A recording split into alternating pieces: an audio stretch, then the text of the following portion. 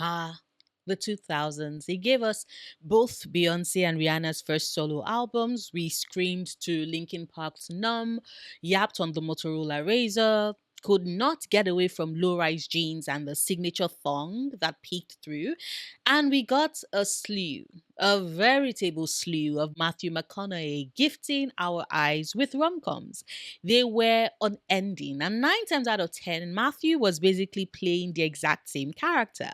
And so when I stumbled on The Ghosts of Girlfriends Past, a movie I have actually never seen, by the way, a part of me expected it to be the same old, and yet I find myself pleasantly surprised and stuck with the realization that maybe I have found the one rom com that Matthew McConaughey was in where I find him likable, not just tolerable, but likable.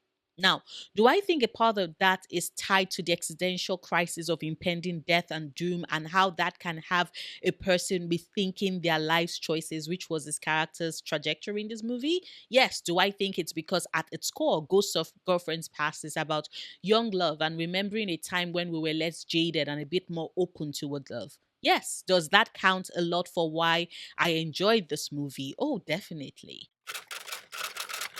Now, if this is your first time finding my channel, or maybe this is the first time you're watching a Romcom Ganda Tuesday video, please note that this is a video series where I do a first time watch or a rewatch of romcoms from the late 80s to the early to late 2010s, just to see how well they hold up, especially with regards things that younger me might have missed back when they initially dropped. It means that for this particular video series, I am a bit harsher on the rom-coms I watch because I try to view them through my more adult and slightly critical eye to point out some of the ways in which rom-coms are designed to act as propaganda to get us to behave or think a certain way as it pertains to matters of love. So, whilst I usually turn the critical part of my brain off whilst watching rom-com on a regular basis so that I can simply enjoy it, for Rom-Com Ganda Tuesday, I tend to switch it back on for the sake of the series just to give you all some added context. Now, for those who are confused about why a series called Romcom Ganda Tuesday is dropping on a Wednesday, what can I say? Life happens. I'm sorry. I will try to do better next week. Either way, though, I thank you for your understanding and your patience with me working my way to actually sticking with a timetable for this series. And whilst we are at it, a big thank you to my lovely patrons and YouTube members whose support have been instrumental in helping me continue to make content, especially since I started doing this full time at the start of last year, which was the last time I was in paid employment. And a special shout out to Lena, Sherry, and Holly for their extra support. You get all the hearts and kisses to. Mwah. If you too would like to support me on Patreon or become a YouTube member to enjoy certain perks, even get a shout out, the link to do so is in the description bar. Now, this video will be split into roughly three parts. The first being the intro, the second being the synopsis, and the last being where I share all my thoughts. I will also put in timestamps so you can navigate this video as you so choose. And with that said, Ghosts of Girlfriends Past, which, as you can already guess, is inspired by Charles Dickens' famous novella, A Christmas Carol, opens on a successful photographer and Casanova, Connor Mead. Connor is at the top of his game. He's young, he's famous, and he's quite the flirt, which of course means that within the universe of the film, women are all practically throwing themselves at him because he's very, very straight, of course.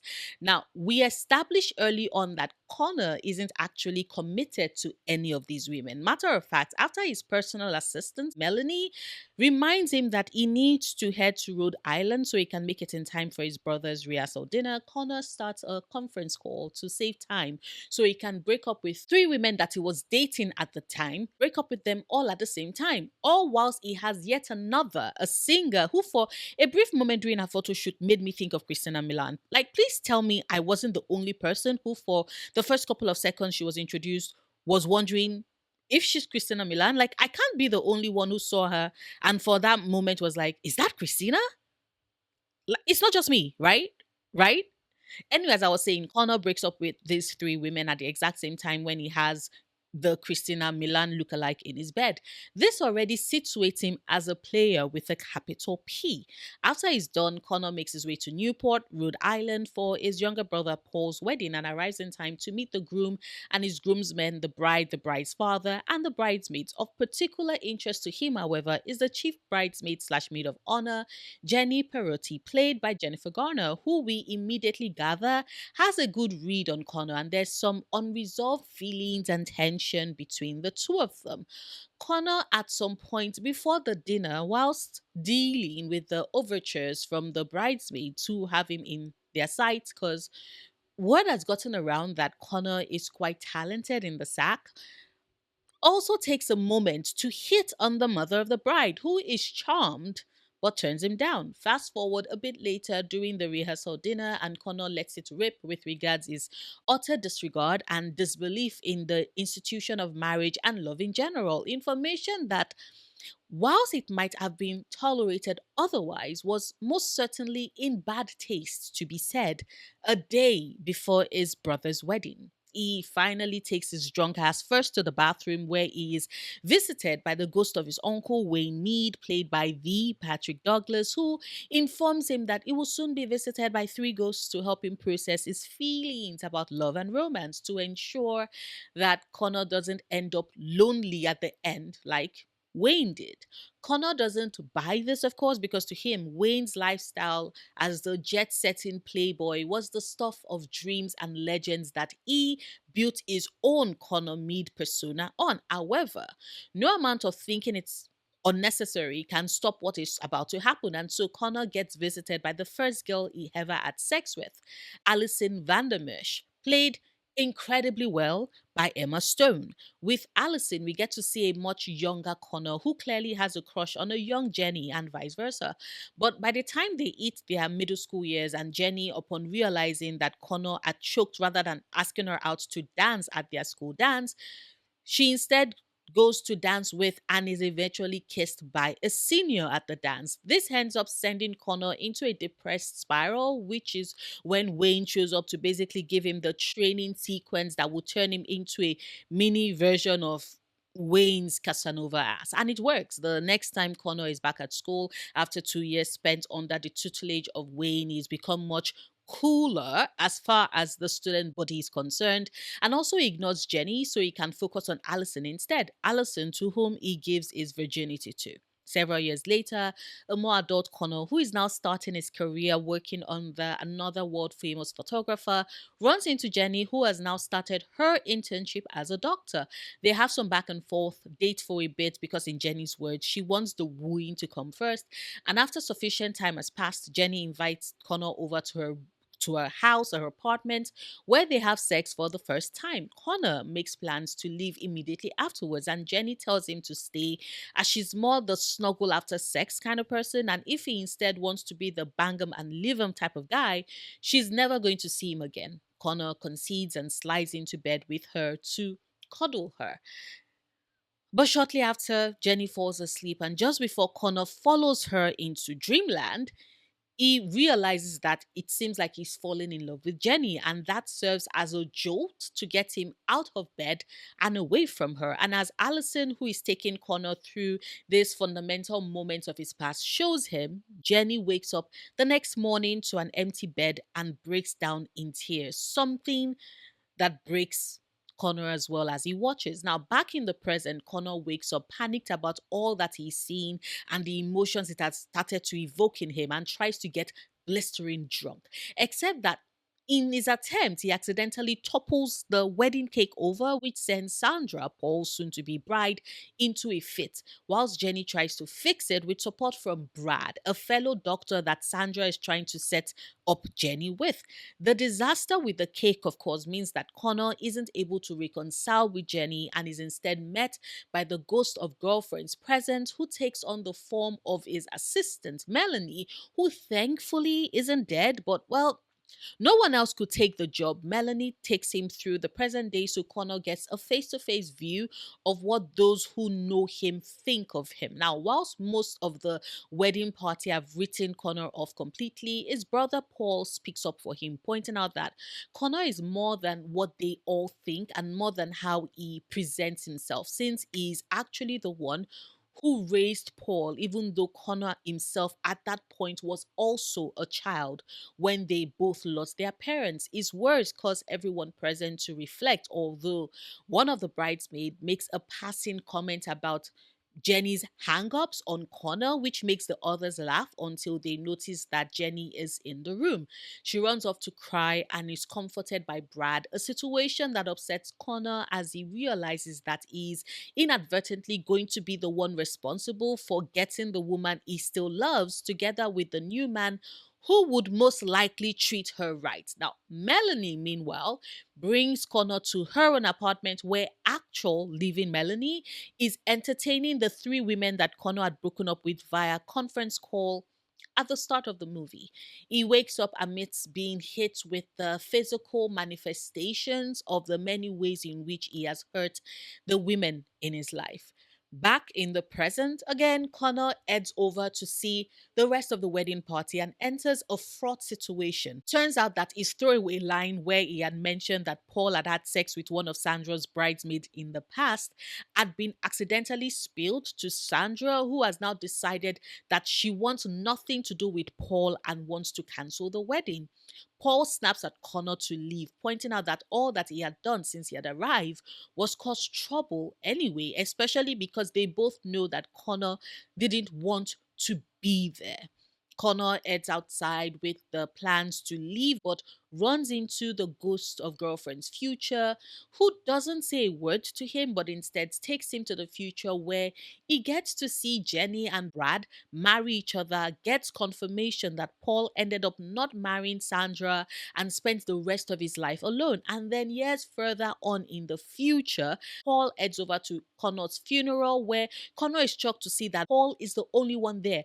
No one else showed up to mourn his passing. This is the point when Wayne shows up to let Connor know that men with lifestyles like they have, one where they shy away from love and commitment, means that at the end, when it truly matters, they end up all alone.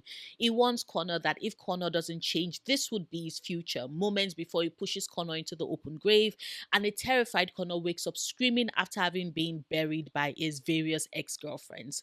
Connor Una has a new lease on life and is delighted to find out that he woke up on the morning of the wedding, rushes over to go see Paul, eager to turn over a new leaf. The only problem though is that Paul is still very much upset with him. Sandra had called off the wedding and was at that present moment headed to the airport with her father and her bridesmaids. This sends Connor running, who insists to Paul that he and Sandra's wedding has to hold. He hijacks Wayne's old car and goes running after Sandra and the rest of the party. After almost crashing into the lake, he is able to intercept Sandra's escape vehicle and attempts to talk to her. When her father tries to keep him from doing so, Connor knocks the man out and uses the brief moment of respite to tell Sandra just how much Paul loves her and how he knows that Paul's feelings are reciprocated, because he knows that the real reason why Sandra is running away isn't because of something that happened years ago when she and Paul had only barely just met and their relationship didn't have the stakes it did now. No, the reason why she's so upset is because she's using the new discovery as an excuse to get out of Dodge while she still can, to avoid getting hurt and having her heart broken. He points out to her that the pain and fear is worth way more than the regret she would feel if she isn't courageous enough to choose the love that she wants. And he uses himself as an example in the scenario, telling her that years ago he had given up on love before it got the chance to hurt him, and it is a choice he regrets every day. Now, all of this is, of course, done in the hearing of Sandra's bridesmaids, and an emotional Jenny listens to his words, putting together the pieces of what he's saying and implying. Sandra accepts Connor's words, and the wedding is back on. When a gap for a photographer is revealed, Connor offers to step in, going against his constant refrain from earlier in the day that he isn't a wedding photographer. After the wedding festivities, Connor heads out to the swings where Jenny is already present and confesses his feelings to her. Jenny is rightfully hesitant, unsure if she can trust Connor to follow through with his promised interest at the moment, considering his track record. Connor responds by handing her the photograph he had taken of her when they were kids, the first photograph he had ever taken in his life, one he had promised he would keep with him forever. Turns out that with her, he can keep his promises, and he thus promises to her that he would ensure that he would never leave her again and that he would always be present right beside her when she wakes up every morning. Connor's words finally get through to Jenny and she accepts him. They kiss and dance to the exact same song that had played at their school dance, their middle school dance, back when he had lost his chance to dance with the girl of his dreams. Wayne Mead, seeing that his job there is complete and Connor is happy and in love, tries his luck with the ghost of girlfriend's future, who throws her drink in his face and vanishes. He then tries to hit on Melanie, who tells him that unlike him, she isn't a ghost. Matter of fact, she's actually physically at the party, and as leaving Melanie steps into the room, she catches the eye of Brad, who asks her to dance. This then leaves Allison, who Wayne again tries to hit on, but she is disgusted as she reminds him that she's 16 years old before vanishing. A statement that Wayne tries to wave away by pointing out that ghosts don't actually age, but Allison, sensible, amazing girl that she is, clearly doesn't pay his creepy ass any mind. The end.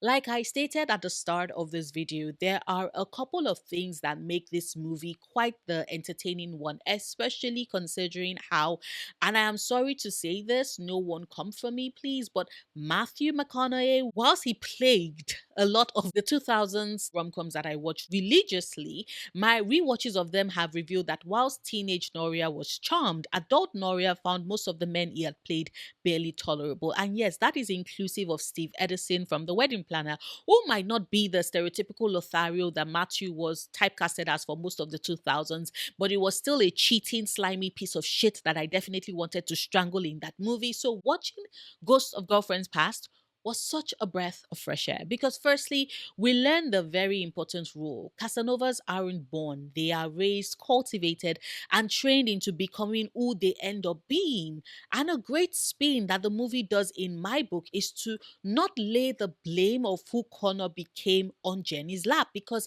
it could have been easy to go the route of, well, because Connor always had a crush on Jenny and Jenny kissed a senior at their middle school dance, then Jenny is directly responsible for the type of guy that Connor devolved into after the heartbreak. And I am sure that there are people who weren't paying actual attention to the story itself, in the immortal words of Emma Stone's Alison Vandermesh. But I appreciated that the movie made it clear what Connor wanted was to learn the self confidence that wouldn't make him choke and would instead help him get the girl of his dreams. Help him make the move on the girls of his dreams.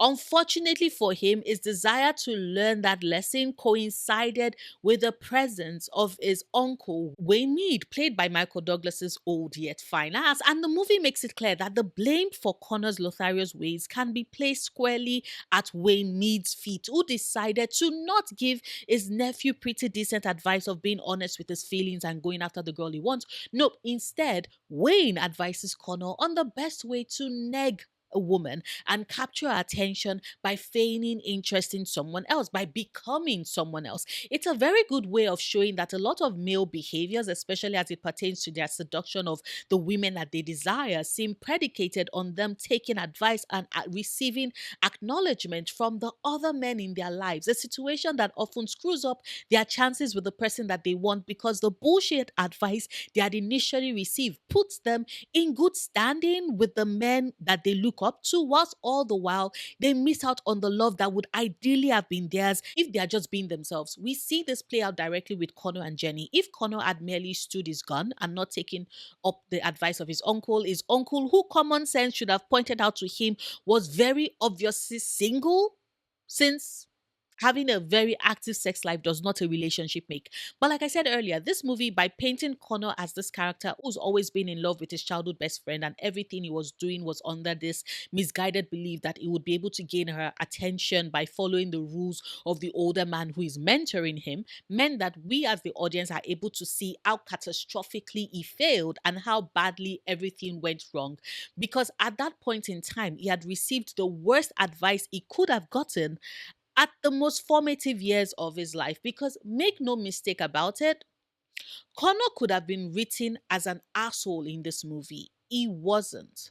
From Polly's words when he's explaining how different the Connor he knows is, the Connor who raised him, in comparison to the terrible perception everyone in the wedding party had of him, is a different one. It is pretty clear that Paulie loves his big brother, that the Connor who is emotionally distant from the women he has in his life isn't that way with Paul.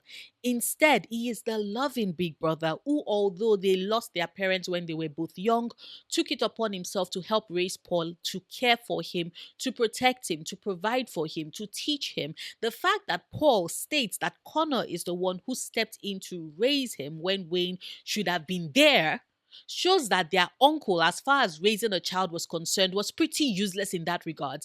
The work and responsibility fell on Connor, who rose to the challenge. This helped to give Connor's character depth and proved, even outside of him finally getting his ass out of his head and coming to terms about his feelings for Jenny, everything that Paul stated in that moment showed us that whilst he might not have extended love and care to the women he had been with, he was emotionally committed to his baby brother. He wasn't closed off to Paul, but he was someone who did show that he had the capacity to love even before he got the kick in the pants he needed when the ghost of girlfriend, past, present, and future, showed up to visit him throughout the night. And I don't know about you, but that elevated Connor as a character for me, because we got to see that whilst he might have been emotionally constipated in his romantic relationships, that didn't trickle into his familial relationships. It was able to build and maintain the love he has for and with his baby brother.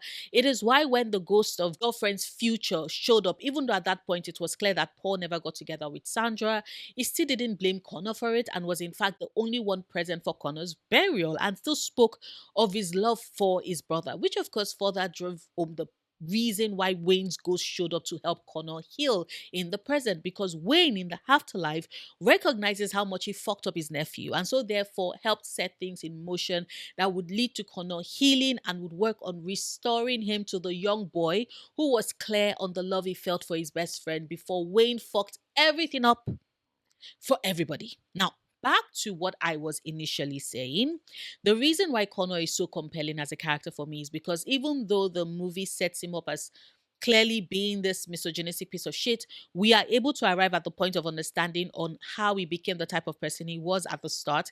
And we're able to root for his healing and him eventually getting the girl at the end when it's shown that he has quite changed and is ready to change. Because you see, here is one of my major pet peeves about rom-coms as a genre. When things are set up whereby we have one of the characters be the dick in the scenario, this usually occurs close to the end of the movie, or maybe said character's asshole behavior has been building up for the entirety of the film. And then we get to the climax when everything shit hits the fan, right?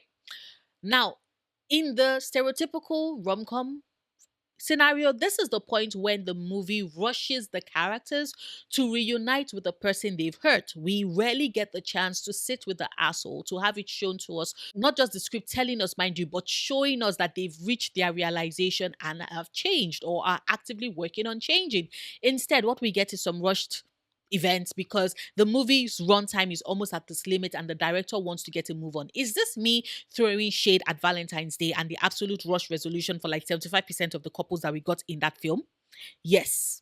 Maybe it's because Jennifer Garner is also in this, and as I watch Connor in a short amount of runtime that is this film go through an entire character arc that wasn't just him getting a whole ass personality transplant to justify the change his character went through, but instead we got a drilling down to the core of who he's always been, the sweet romantic that has always been buried, waiting to blossom from beneath the layer of cynicism that his uncle had cultivated in him, and he had let sprout in order to protect his feelings that maybe, just maybe, the girl he likes might not like him back, or circumstances might tear them apart. The fact that all of this Is set within the context of Charles Dickens' famous novel A Christmas Carol, and whilst Ebenezer Scrooge would always be a classic as a cautionary tale against the dangers of miserliness and how it warps your soul, but ultimately it's a tale about redemption, a realization that when we as humans are faced with our own mortality, the innocence of our youth that has since been lost, the realization that continuing with our present path would not only lead to ruin, but a very existence that is ignored and isolated even in death, when ideally as humans we are built to find and maintain and keep community. It's often enough to shock us awake to all that we stand to lose and everything we have to gain by being decent people. I know it is a Christian allegory, and I recognize the irony that the story was applied to a Casanova basically getting a new lease in life and turning away from his must stick my dick in anyone that asks way. But at the same time, it still works. Is it yet another Christmas Carol adaptation to add to the broad swath of similar movies inspired by the novel? Yes. Do I think it works wonders for Matthew McConaughey? Hell yeah. Hell yeah. For the first time ever, at least in the rom coms I've seen of him or remember that he was in so far, whilst his character starts the movie as a status quo smarmy self, that is what he basically plays at in all those movies. This is the one film where his character change and realization doesn't seem sudden. We get to empathize with younger him and root for present him. And that I think is a pretty incredible place for Connor Mead to find himself at the end of the movie. Now, did I still side eye the fact that this film basically tried to wave away the betrayal that Sandra felt when she learned the news that Paul had cheated on her with one of her friends years back? Yes. Yes, I did. Because please, Connor's bullshit line about Sandra not really being angry and instead letting her fear of a potential loss be what drove her to cancel her wedding plans is all gaslighting bullshit. She was betrayed by her fiance. Like she told Paul, he kept such a huge secret from her, which was not fair. Hell, one could even say that whilst Donna was her friend, she, like the other bridesmaids with similar sounding names, merely existed as props for this movie. They didn't really have much of a characterization or in depth characterization. So it made sense, to me at least, that Sandra wasn't pissed at Donna. They were never written as being as close to her as, say, Jenny is, for example. And I think it's important to note that because if we keep that in mind, then it makes sense that she's more angry at Paul, the man she had pledged to spend the rest of her life with, the one she was about to exchange vows with, than she would be angry at the bridesmaid, who the movie didn't even bother giving a personality beyond the, oh, she's had sex with everyone thing. And so Connor's attempt to downplay Sandra's betrayal rubbed me the wrong way because, nah, that old line about how it's clear Sandra is already forgiving Paul the minute she heard, and it was her fear that made her react the way was all some psycho babble bullshit that had me side eyeing the fuck out of him. Like, sure, Connor, I am proud that you stole your uncle's car and drove without any seatbelts to try and stop Sandra and her father and bridesmaids from leaving. A speech about not being held back by your own fears and doubts on a possible rejection, because that would always be better than regret, was so well articulated. But I cannot look past the fact that this damn movie tried to convince both Sandra and us that her anger was misplaced and was in fact not really anger but fear. Like, fuck all of that. Sandra was feeling all of it and is justified to do so because it's her wedding day and she was about to commit to this man forever. And also, said man had cheated on her years prior and never told her after it happened. But other than that, I did enjoy the movie. It still ranks as number one of Matthew McConaughey's romantic comedies for me. But of course, these are just my thoughts. I would as always love to hear yours. Whether or not you agree with me, please share them in the comments. Like this video, however. If you watched this far and haven't done so yet, but enjoyed anything of what I had to say, share it so others can possibly potentially find my channel as well, or you can check out my gaming or ASMR channels if they sound like something you might be interested in. I have them both linked in the description bar. I will see you tomorrow with a new video. Until then, do remember, obsessing over the things you love, perfectly valid coping mechanism.